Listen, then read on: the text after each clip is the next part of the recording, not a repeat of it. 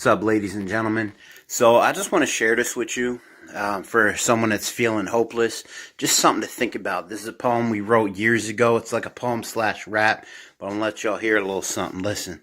I know this kid named Mike. He was John's brother. He grew up in the same house with the same father and mother. You see, John got better, but Mike got worse.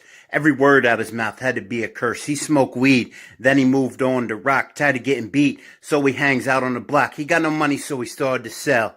He got locked up the year as well. His girlfriend left him because what he did was wrong. Mentally, Mike was just not that strong. He got out of jail. It's when he came up with a plan to kill himself. So now he had the gun in his hand. He thought about it twice, then decided to write a note to his brother to keep his head right. When he was done, he put the gun back to his head, then pulled the trigger. Now Mike was dead. I don't think he thought about what he did before he did it. He had a whole life to live. Why didn't he live it? See, Mike killed himself, but the pain still lives. Because the pain that Mike gives now is affecting his kids. He had 2 kids. They're now 15.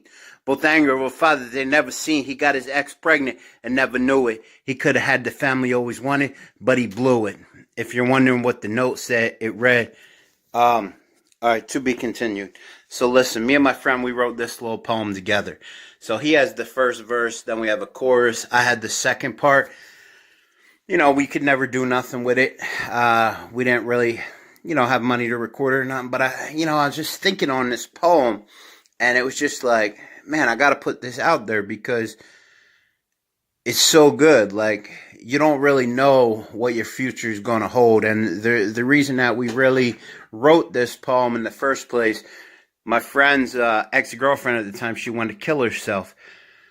And I got to thinking about a time when I was sitting in my living room with the gun in my mouth and, I'm sweating and I'm ready to shoot and kill myself and be done with life. And in that moment, it was like I seen a vision of my brains exploding on the wall. My grandma coming in the room screaming.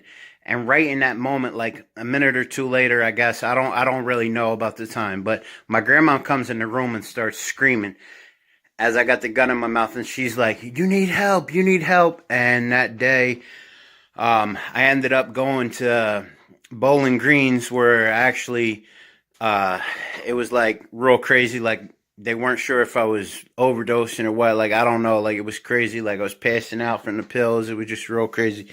But anyway, I was having like all these like crazy hallucinating type things, from all the stuff I'd done. And then they sent me up from there up to Eagleville, which was more of like a crazy rehab type thing. But anyway, point of the story being, back then I didn't see no value or anything in my life. Like I didn't even really know what was going on. And then years later, 2013, I felt like I lost everything in my life. I ended up in a mental hospital and just like life was not good for me. You know what I mean? I lost everything. I was having a kid. My kid died. Both my grandparents died.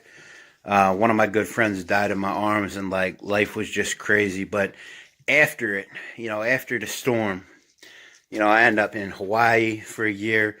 I end up going to Papua New Guinea and Haiti and actually helping change some people's lives and like getting to see different things I wouldn't see and different things I wouldn't experience had I died in that moment.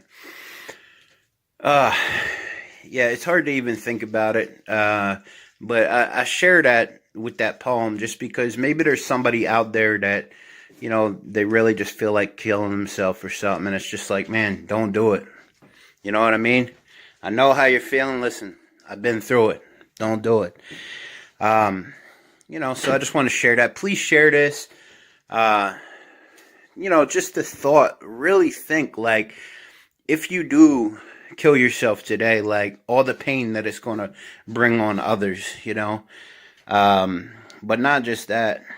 About yourself, like you're giving up, and I really wanted to, so I know what it's like, and you know what I mean, you can't really talk nobody out of that. Like I know what that's like, but at the same time, what if tomorrow things are different? Like what if that depression doesn't last? What if it's only a couple more days you got to get through and things could be different, and life can be good. So, yeah, I mean, I wouldn't have seen a lot of the greatest things in my life, my nieces, different things. So, that's just, yeah.